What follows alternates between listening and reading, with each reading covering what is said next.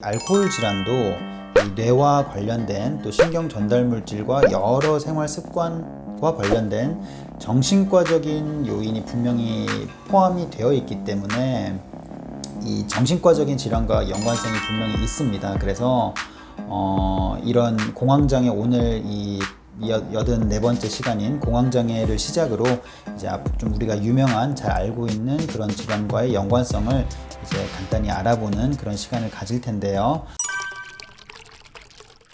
자, 안녕하십니까 여러분, 올리오 한의원입니다. 오늘은 술과 알코올 이야기 84번째 시간입니다. 공황장애와 알코올 중독 치료에 대해서 이야기해 보도록 하겠습니다. 자, 우리가 알고 있는 신경 정신과적 질환이 많이 있는데요. 우울증, 강박장애, 혹은 또 불안증, 조현병에 우리가 이제 옛날 이 용어로 알고 있는 것은 이제 정신분열병입니다. 그리고 공황장애, 여러 가지가 양극성 장애 이런 것들이 있는데, 아무래도 이 알코올 질환도 이 뇌와 관련된 또 신경 전달 물질과 여러 생활 습관과 관련된 정신과적인 요인이 분명히 포함이 되어 있기 때문에 이 정신과적인 질환과 연관성이 분명히 있습니다. 그래서 이런 공황장애, 오늘 이 84번째 시간인 공황장애를 시작으로 이제 좀 우리가 유명한, 잘 알고 있는 그런 질환과의 연관성을 이제 간단히 알아보는 그런 시간을 가질 텐데요. 자, 그럼 오늘 시작하겠습니다. 자, 일단은 저희가 이 정신질환인 이 공황장애, 우울증 이런 것들을 좀 자세하게 알아보고 분석하는 시간이 아니라 간단하게 그 질환에 대해서 한 번 더 이 개념을 잡고, 그리고 그것들의 질환이 알코올 질환, 알코올 중독이나 의존과 어떤 연관성이 있는지를 파악하는 데 조금 주안점을 두도록 하겠습니다. 자, 일단은 공황장애는 흔히 이제 공황장애 하면 이제 숨 가쁘고 호흡 관련 증상과 또 심장 두근거림, 또 땀 분비, 여러 가지 이제 가슴 통증, 또 떨림, 오심, 구역질, 그리고 마비감이나 이상 감각, 또 비현실적인 느낌이나 그런 것들이 있을 수 있고, 그리고 또 통제력이나 이런 것들이 상실되면서 그런 거에 대한 상실감에 대한 두려움, 또 그리고 이제 좀 심하게 그 증상이 악화되면 죽음에 대한 또 공포감, 이런 것들이 있을 수 있는 이제 여러 가지 증상들이 있는데요. 제가 한 10가지로 추려봤습니다. 1번 다시 한번 두근거림, 그러니까 심박동수증과 두근거림, 2번 땀분비, 오한, 안면 홍조, 그리고 3번째 떨림이나 전율, 4번째는 숨 가쁨, 답답, 질식감, 그리고 5번째는 가슴 통증, 그리고 6번째는 오심, 구토, 구역, 소화기 쪽, 그리고 어지럼증, 7번째는 마비 감각, 이상 감각, 8번째 비현실적 감각이나 이인증, 그리고 9번째는 이제 통제력 상실에 대한 두려움, 10번째는 죽음에 대한 공포, 이렇게 10가지 정도를 이제 구분을 했는데, 여기서 한 3-4가지 정도 이상이 그 상황에 해당이 되면, 또 그리고 그 증상이 바로 나타나는 것만으로는 이제 그 공황으로 진단하지는 않고요. 나타난 상태에서 10분 이내 증상이 이제 최고조에 이르렀을 때 그때 이제 진단을 하는 겁니다. 근데 우리 흔히 이제 이 상황은 일회성 상황은 정확히는 공황 발작이라고 이제 진단을 하고, 이런 증상들이 반복되면서 이제 환자 스스로가 이 증상에 대한 이 두려움과 이 공포감이 있을 때, 우리가 그런 감각이, 그런 이제 생각이 평상시에도 있을 때 우리가 이걸 공황장애라고 진단을 하거든요.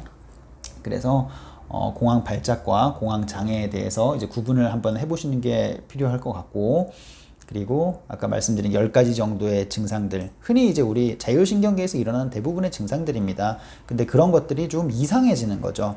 우리가 충분히 이런 상황일 때, 굉장히 극심한 운동을 했을 때는 당연히 심박동수, 호흡, 땀 분비 이제 당연히 분비될 수 있는데, 그런 상황이 아닌데도 내 몸이 그런 이상 반응을 나타내고, 그것들이 이제 짧은 시간 이내에, 10분 이내에 최고조에 이르렀을 때, 심하면 뭔가 죽음에 대한 생명과도 관련된 공포감이 다가올 때, 그거를 공황 발작. 근데 그게 일회성으로 끝나는 게 아니라 앞으로도 일어나지 않는 내 상황에서도 이런 이 발작에 대한 두려움과 이런 이 부담감, 걱정이 있다면, 염려가 있다면, 이게 이제 만성적으로 반복되면 이제 공황장애라고 이제 정리를 하시면 될 것 같고요. 자, 그리고 이제 원인은 정확한 사실 신경 관련 질환에서 정확한 이제 우리가 완벽하게 그 기전이 밝혀진 건 없고 어느 정도 이런 원인이고 이런 게 좀 주요 인자일 것이다 라고 이제 우리가 이 여러 가지 가설과 그리고 연구 결과들이 있는데요. 그래서 특히나 이제 이 공황장애는 이제 신경 전달 물질인 가바, 뭐 세로토닌 이런 것들이 좀 정상 범주가 아니더라. 그래서 이런 것들이 충분히 원인이 될 수 있을 것이다 라고 이제 이 추측을 충분히 하고 있는 것이고, 그리고 이렇게 발작이 시작되면 굉장히 이제 뭔가 항진 상태고 굉장히 이상적으로 우리가 자동차로 예를 들면 약간 급발진 같은 느낌으로 이해를 하시면 될 것 같습니다. 분명히 어떤 특정 상황에서는 굉장히 강한 엔진과 이런 이 마력과 추동력을 이용해서 달려야 되는데 그런 상황이 아닌데 갑자기 튀어나가는 거죠. 그러면 몸에서도 흔히 우리가 이제 흥분했을 때 분비되는 아드레날린이나 이런 것들이 굉장히 과량, 다량, 짧은 시간 내에 방출을 하게 됩니다. 그래서 하지만 뭐 이런 이 상황이라 해서 이제 우리가 아까 공포감, 이제 두려움 이런 것들이 있는데 이 상황으로 죽음에 현실적으로 이르는 경우는 없고요.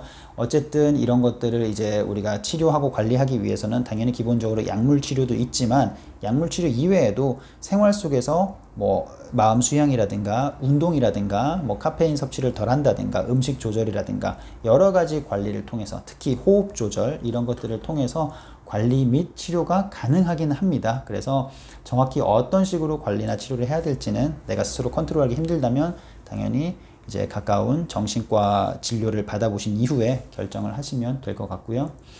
자, 그러면 이제 여기까지 해서 공황장애를 대략적으로 알아봤고요. 그러면 알코올 중독과는 어떤 연관이 있느냐라고 했을 때 일단 알코올 중독도 우리가 신경 전달 물질의 이상 반응으로 이제 우리가 충분히 확인을 할 수 있습니다. 그래서 공황장애와 당연히 이런 신경 전달 물질적인 공통점이 있어요. 특히 도파민이나 이제 이런 것들에 대해서 이제 공황장애가 있는 환자들과 알코올 의존이 있는 환자들의 이제 공통점을 우리가 확인할 수 있고요.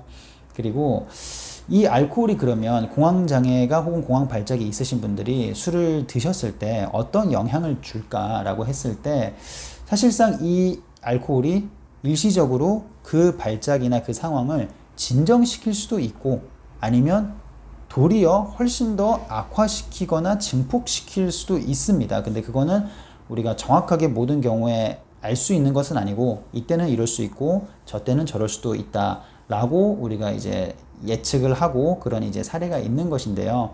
그런데 어쨌든 간에 술이라는 거는 전체적으로 내 몸의 기능들이나 여러 가지 기관의 역할들을 악화시키고 밸런스를 무너뜨리는 이제 안 좋은 영향을 끼치기 때문에 당연히 공황장애가 있으신 분이거나 공황 발작이 나타나는 분들에게는 좋지 못한 영향을 당연히 줄 수 있습니다. 그래서 일시적으로 공황장애가 혹은 공황 발작이 나타났을 때 내가 술을 마심으로써 좀 진정을 해서 나에게는 이 알코올이 공황 발작에 있어서 좀 좋은 영향을 줬다 하더라도 장기적으로 그게 반복되거나 그 양이 많아지게 된다면 발작 횟수가 또 빈도가 많다거나 그런 상황이라면 결국 술도 알코올도 공황장애를 더 어찌 보면 악화시키는 인자가 될 수 있기 때문에 그런 분들은 당연히 알코올 의존이나 공황장애를 꼭 별도로 치료를 받으셔야 됩니다. 그래서 그런 것들을 잊지 마시고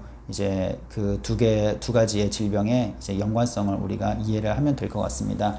정리할게요. 정리하면 사실 크게 어려운 내용은 아니고 크게 많은 내용도 아니었습니다. 분명히 두 질병은 신경전달 물질, 뭐 정신과적인 영역에서 분명히 공통점이 있는데 일시적으로 나타나는 증상은 당장 알코올로 어느 정도 개선될 수 있는 가능성도 있으나 그게 반복되거나 양이 많아지거나 이렇게 된다면 장기적으로는 결국 공황장애에 있어서 결코 알코올 중독은 도움되지 않을 거고 또 알코올 의존이나 중독에 있어서도 공황 발작이나 장애가 있으신 분들은 당연히 일반적인 그게 없으신 분들에 비해서는 치료 효과가 떨어질 수 있기 때문에 서로 악영향을 줄 수 있다라고 이해를 하시면 됩니다. 이 이후에도 뭐 조현병이라든가 뭐 불안증, 강박장애 혹은 또 양극성 장애 이런 것들도 모두 우리가 알코올과 연관성을 파악을 해볼 텐데 사실 미세하게 조금 다른 양상을 띠는 경우도 있지만 거의 큰 틀은 지금 제가 말씀드린 공황장애 영향과 거의 동일하십니다. 분명히 일시적인 성과와 어느 정도 증상 완화에 도움이 될 수도 있으나 결국에는 장기적으로는 굉장히 안 좋은 영향을 서로 미친다는 것 잊지 마시기 바랍니다. 감사합니다.